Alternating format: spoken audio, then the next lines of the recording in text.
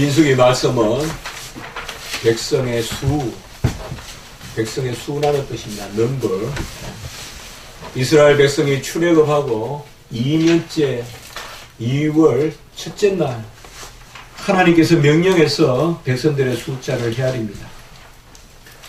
하나님이 헤아리라면 헤아려야 되고 헤아리지 말라 그러면 헤아리지 말아야 되는데 다윗은 하나님이 헤아리는 것을 별로 좋아하지 않았는데도 헤아리다가 그것 때문에 가장 골탕을 먹었습니다.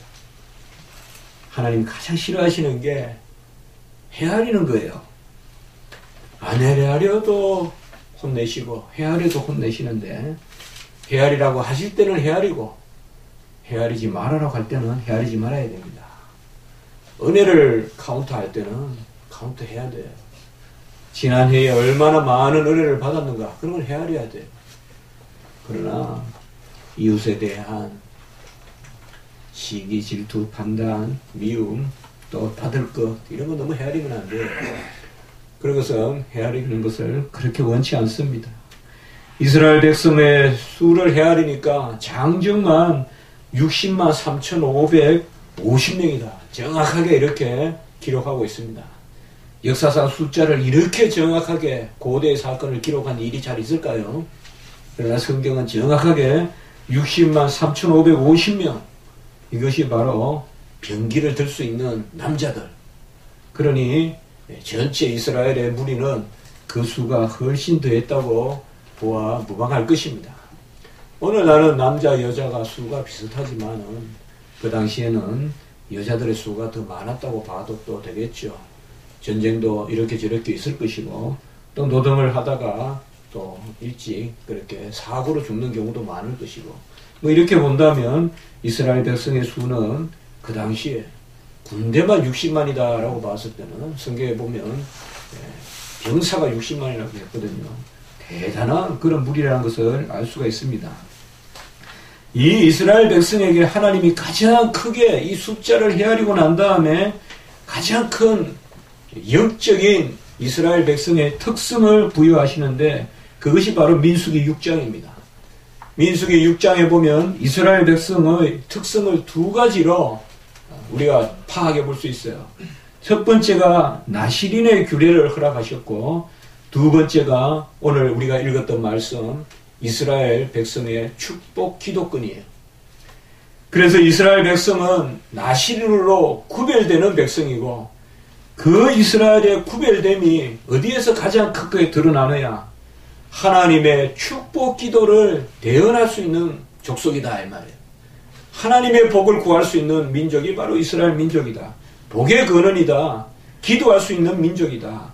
남을 위하여 축복할 수 있는 민족이다. 이것이 바로 이스라엘에 주신 숫자를 헤아리고 하나님께서 주신 큰 은혜입니다. 나시린은 자기의 몸을 구별하여 하나님께 드리는 것이죠. 여러분들 나시린은 남자만 해당하는 것이 아닙니다. 남자나 여자 할 것 없이 6장 2절에 보면 남자나 여자가 특별한 서원을 해서 나시린의 서원을 해서 나시린이 됩니다. 몸을 구별한다는 것이에요. 자기 자신을 구별한다는 것이에요. 나시린은 뭐냐? 정확하게 한 뜻을 제가 말씀을 드린다면 나시린의 규례는 자기 자신을 드리는 길을 열어주시는 거예요. 하나님께서. 소유를 받으시는 것은 이방에서도 받으세요. 이방의 백향목을 가져다가 솔로몬 궁전을 지어요. 그러나 그 백성은 누가 짓느냐? 백성은 그 주체는 바로 하나님의 백성이에요. 나시린은 하나님이 우리 자신을 받으시겠다는 거예요. 여러분들 우리가 우리 자신을 준다고 막 받습니까? 남편이 아내를 막 받아들입니까? 아내가 남편을 막 받아들입니까? 남자가 여자가 막 받아들이는 거 아니잖아요. 받아들이는 거 이게 귀한 거거든요. 나시린은 하나님이 우리 자신을 받아들인다는 것이에요. 이거는 대단한 축복이에요. 우리 자신을 하나님께 드릴 기회를 주시겠다는 거예요. 그래서 거룩하게 구별해라. 성별해라. 이게 바로 나시린의 규례입니다. 그리고 오늘 말씀해 보면 이 나시린의 축복과 더불어서 구별해서 드릴 수 있는 백성, 우리는 구별해서 드릴 수 있는 백성이에요. 저 택함 받지 못한 이방인들은 자기 자신을 드리고 싶어도 드릴 기회가 없어요. 이게 첫 번째 복이고, 두 번째는 바로 하나님의 것을 우리가 축복함으로, 하나님의 이름으로 축복함으로 그 하나님의 은혜를 베풀 기회를 마련하는 그 축복 기도를 할 수 있는, 그것이 바로 제사장의 축복권입니다. 오늘 말씀은 특별히 구약시대의 축복 기도를 이야기합니다. 축도. 그래서 특별히 종교개혁 때 교회는 이 제사장의 축복 기도를 했습니다. 저도 우리 교회를 설립하고, 우리 하나님의 이 교회를 설립하고 첫 번째 예배 때 한 번 이 축복 기도를 제가 드렸습니다. 그리고는 이후로는 고린도 후서 13장 13절에 그 축복 기도, 우리가 매번 예배 때 마지막에 드립니다. 그래서 구약의 축복 기도다 이러면 원래 민수기 이 6장 24절로부터 26절의 말씀, 이것이 바로 구약의 축복 기도고, 신약의 축복 기도는 고린도 후서 13장 13절. 저는 개인적으로 구약 신약 다, 우리 총장님 같은 경우는 중요할 때는 이 두 가지 다로 축복 기도 하시더라고요. 좋습니다. 본래 그렇게 했어요, 옛날에. 본래 이 기도를 정말, 서철은 교수님 같은 경우는 대체로 이 민수기로 축복 기도를 많이 합니다. 저는 개인적으로, 저는 구약을 싫어하지 않습니다. 개혁주의의 전통에 따라 신약과 구약을 함께 강조합니다. 그러나 저는 출애굽보다 십자가가 좋고, 민수기의 이 축복 기도보다는 고린도후서의 축복 기도가 좋습니다. 저는 예수님이 다 이루셨기 때문에 이루신 것을 좋아합니다. 예수님이 성취하신 것을 좋아해요. 그러나 출애굽이 귀하지 않다는 거 아니에요. 제가 왕십리 교회에 있을 때 우리 오치원 목사님 얼마나 출애굽. 저는 계속 십자가. 그래서 만나면, 점심 때 만나면 벌써 달라요, 조금 포인트가. 오 목사님은 우리 출애굽 운동을 어떻게 해야 되고, 성결 운동을 이렇게 해야 되고, 옮겨야 되고, 이 옮김이에요, 옮김, 무빙. 출애굽이니까 옮긴다는 거 강조해요. 저는 십자가에서 다 이루시고, 그럼 이제 항상 결론은 또 서로 부딪히면 안 되니까, 십자가나 출애굽이나 뭐가 다르겠습니까? 뭐 이런 식인데, 오늘 여기에 바로 축복 기도가 나타납니다. 24절, 25절, 26절. 여호와는 내게 복을 주시고 너를 지키시기를 원하며, 여호와는 그의 얼굴을 내게 비추사 은혜 베푸시기를 원하며, 여호와는 그 얼굴을 내게로 향하여 두사 평강 주시기를 원하노라 할지니라. 이렇게 해서 여호와 이름이 세 번 나옵니다. 초대교회 교부들은 이것을 삼위일체로 이해했습니다. 그래서 성부, 성자, 성령, 여호와는, 그리고 각각의 축복을 보면, 각절을 보면요, 전반부는 대체로 보편적인 거예요. 복을 주시고, 얼굴을 비추시고, 그리고 얼굴을 내게로 향하여 드사, 이렇게 보편적인 그런 축복이고, 각절의 후반부에 보면, 24절 후반부에 보면 너를 지키시기를 원하고, 25절에 보면 은혜 베푸시기를 원하고, 26절에 보면 평강 주시기를 원하노라. 이것은 좀 강론적인, 구체적인 걸 이야기해요. 그래서 축복 기도는 어떤 추상적인 원칙뿐만 아니라 실제적인 거예요. 우리가 살아가는 이야기예요. 지키시고 은혜 주시고 그리고 평강 주시는 바로 실제적인 그 기도가 축복 기도입니다. 이 축복 기도의 권세를 누구에게 주었느냐? 바로 아론과 그의 아들들에게 주었습니다. 이것이 바로 제사장들이죠. 레위지파죠. 아론에게 주었는데 왜 모세에게 말씀하셨느냐? 이게 영적 질서라고 우리가 이해합니다. 그래서 모세가 지도자니까 모세에게 명령해서 아론의 지파, 아론 제사장, 그러니까 제사장 반열에서 이런 축복 기도를 하라는 것입니다. 축복 기도는 제사장의 권세도 되지만은 의무도 됩니다. 27절에 오늘 말씀해 보면 내 이름으로 이스라엘 자손에게 축복하라 이렇게 명령한 거예요. 명령조예요. 그래서 축복은 명령이에요. 이쪽에 반명령이에요. 반명령. 그래서 축복은 권세도 되고 권위도 되고 명령, 의무도 됩니다. 축복 기도는 주님의 이름으로 하는 것입니다. 삼위 하나님의 이름으로 축복하라고 이렇게 말씀하고 있습니다.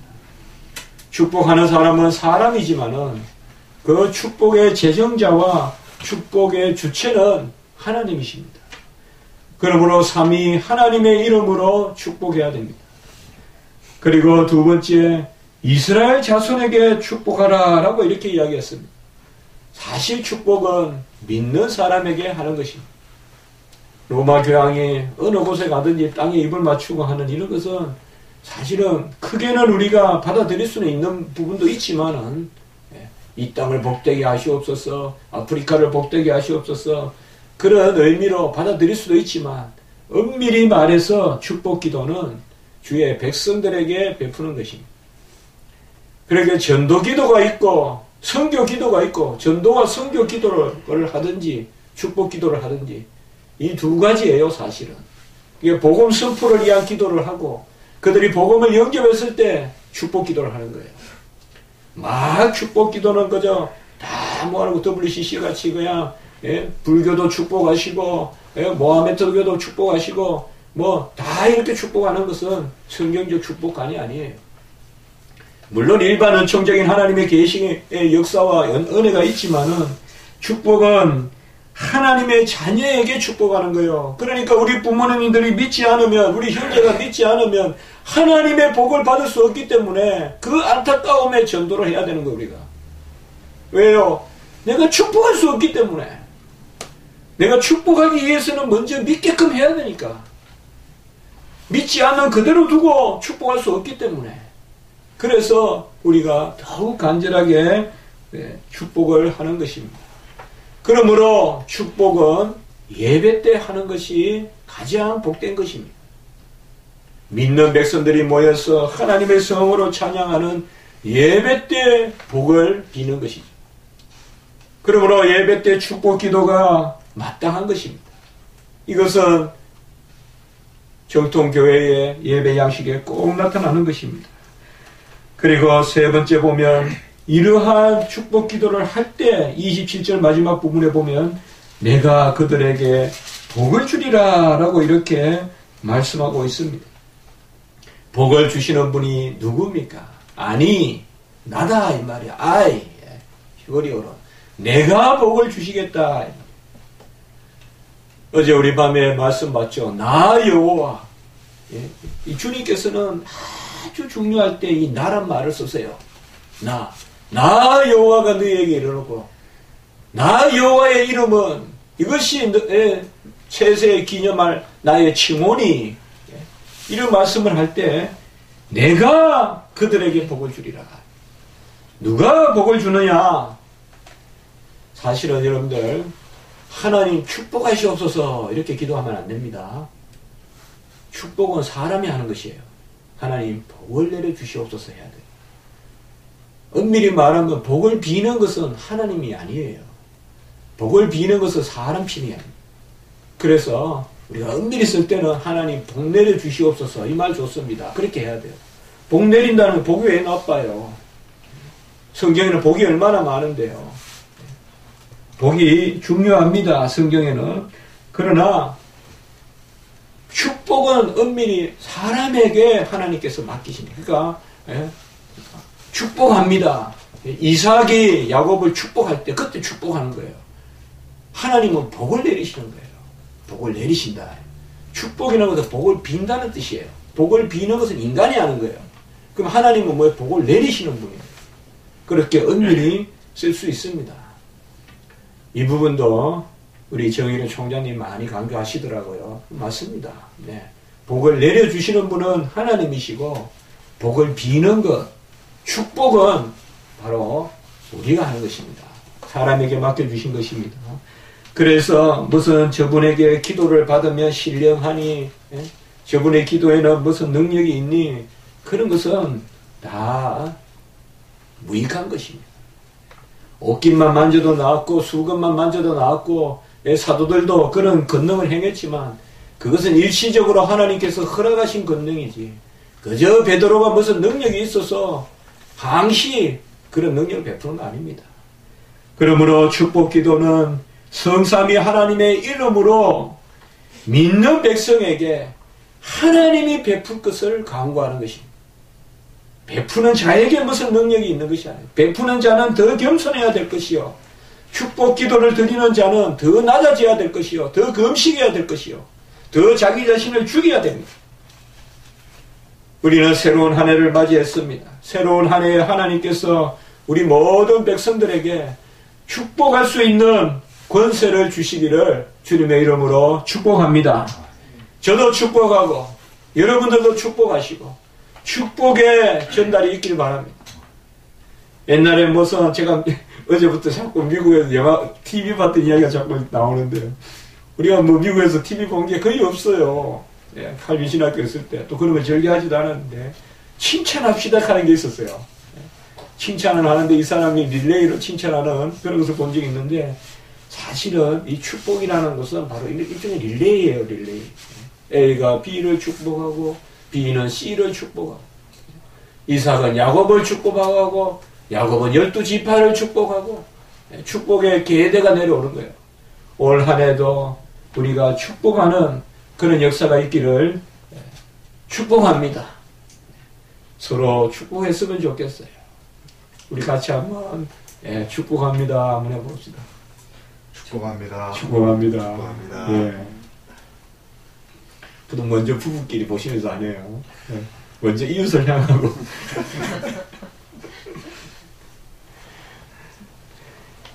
이 축복 기도를 세 가지로 이렇게 간략하게 했는데 여기에 아주 핵심이 들어있습니다. 첫째, 여호와는 내게 복을 주시고 너를 지키시기를 원하며. 여호와는 내게 복을 주시고. 이 복이라는 것은 베라카, 바라크 이러면 이제 동사고 베라카 이런 명사인데요. 복이다. 이 복이라는 말은 하나님의 선하심으로부터 나온 모든 것. 하나님의 선하심으로부터 나온. 여러분들 우리 성경교리 정의 기억하십니까? 부성적 사랑, 부성적 자비, 부성적 돌보심, 부성적 호의. 이 네 가지를 제가 그때 꾹 묶어서 하나를 이야기했어요. 하나님의 보니타스, 선하심. 하나님의 선하심으로부터 나온 모든 것을 복이라고 합니다. 그래서 복이라는 것은 하나님의 선하심으로부터 나온 것인데 하나님의 선하심은 뭐냐? 우리를 지으신 데까지 간섭하시는 거예요. 우리는 있는 사람들, 내가 낳지 않는 사람들을 도와주기는 하지만 하나님은 짓고 돌보시는 거예요. 그래서 하나님의 선하심은 우리의 출생에서부터 미치고 우리의 모태에부터 미칩니다. 그래서 모태로부터 나를 조성하시는 분이 나를 가장 잘 아시고 가장 나를 나답게 만드시는 거예요. 가장 나를 나답게 만드시는 것, 이것이 바로 복입니다. 가장 순수한 것, 완전한 것, 결함이 없는 것. 그때 뭐예요? 열매를 맺는 것. 나무가 완전할 때 뭐예요? 어느 날 딱 열매가 맺혀 있죠. 먼저 꽃이 피죠. 열매가 맺히죠. 이게 보면 완전한 거예요. 이게 복이에요. 열매가 맺히고 꽃이 피고 아무리 무성하고 뭐 많아도 아무리 종려나무의 잎사귀가 풍부해도 열매가 있어야 된단 말이에요. 무화과 나무에 열매가 있어야 된단 말이에요. 그게 복이에요. 열매 맺는 것. 가장 순수한 것.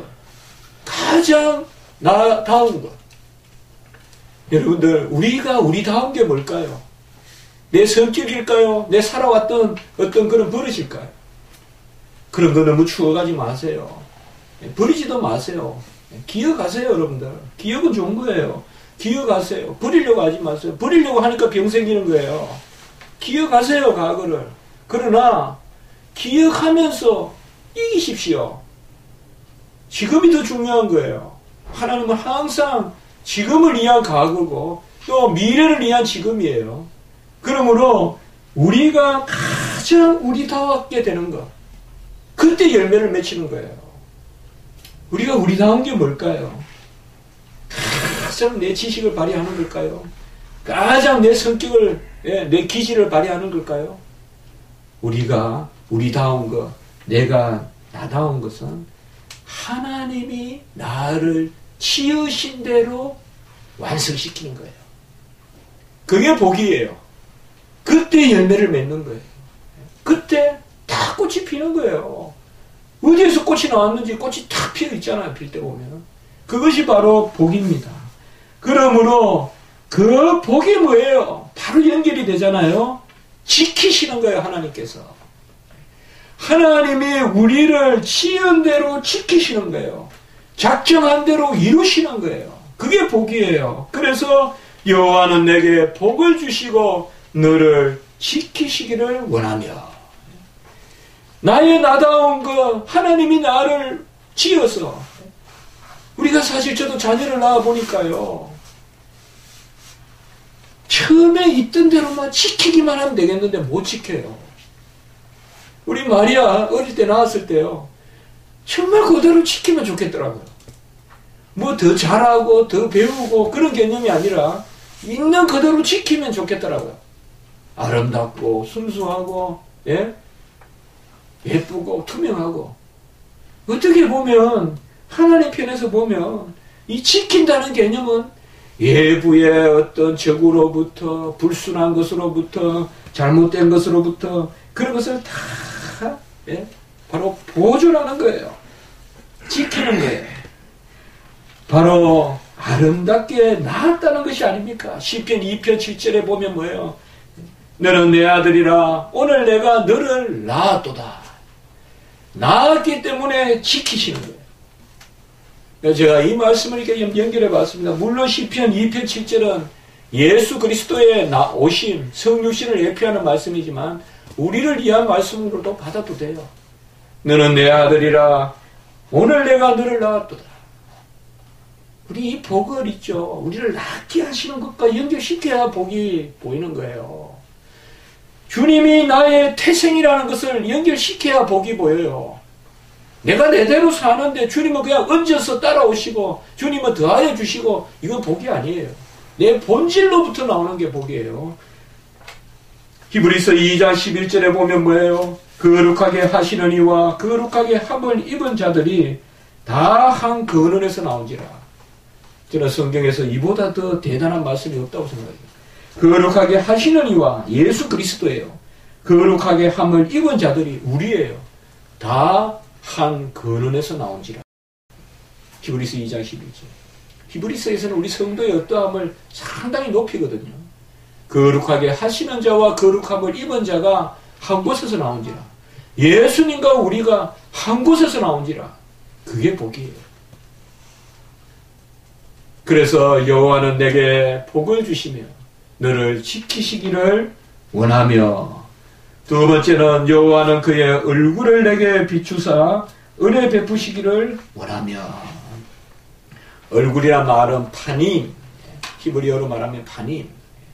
우리가 브니엘 할 때, 하나님의 얼굴 할 때 그 브니라는 말이 파님이란 뜻이에요. 브니엘, 야복강에서 야곱이 주의 천사와 사람과 이시, 사람이라고도 나오고 말라크 야훼, 바로 주의 천사라고도 나오는데 그와 씨름하고 내가 여호와의 얼굴을 대면하여 보았습니다. 그 얼굴, 그의 얼굴을 내게 비치사. 얼굴이라는 것은 여호와의 전 인격을 이야기합니다. 여호와는 얼굴이 없습니다. 여호와 하나님은 용모가 없으십니다. 얼굴이 없으십니다.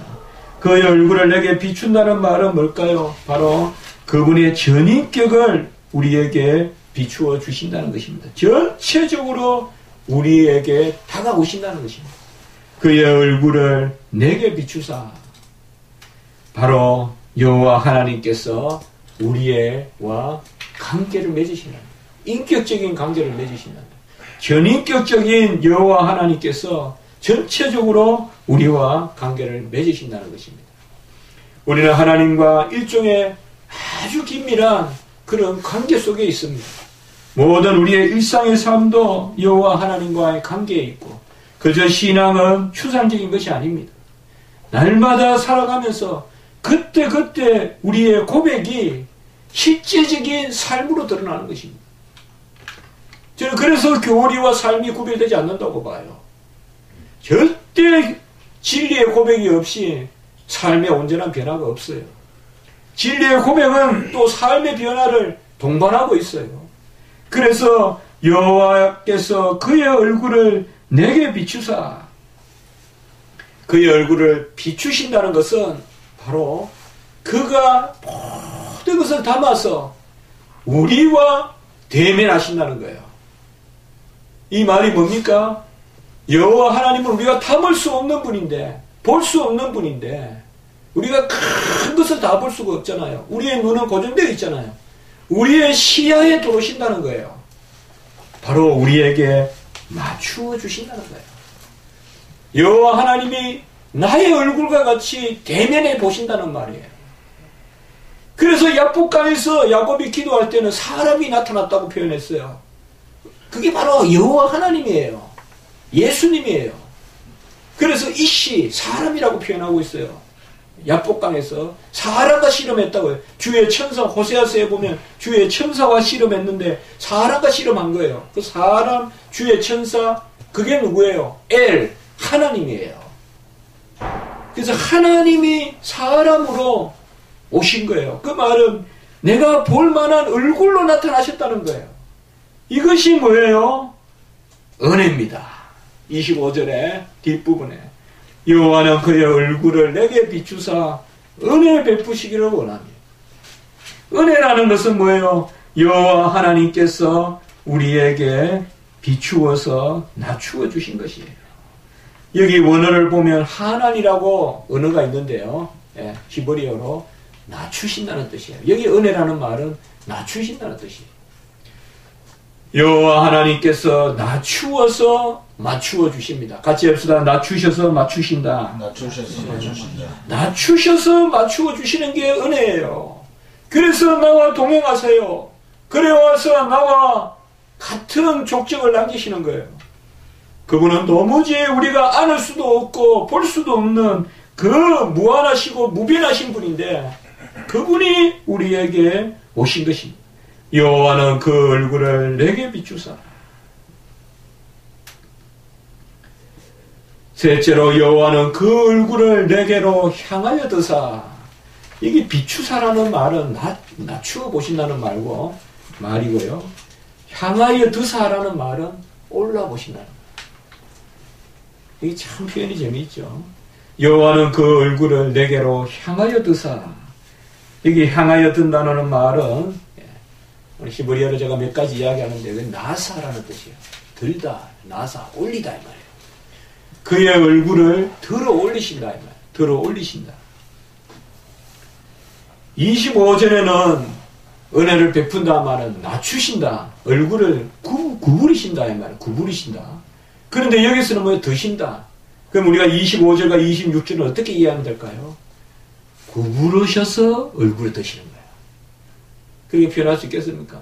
제가 마리아라고 하고 이야기하려면 어떻게 해야 되겠어요? 고개를 구부려서 얼굴을 들고 이야기해야 되죠. 그래야 정말 마주보는 거잖아요. 고개를 숙이고만 있으면 내려보는 거잖아요. 고개를 숙이되 들고 봤을 때 정말 같이 대면해 주시는 거잖아요. 그래서 여호와는 그 얼굴을 내게로 향하여 드사.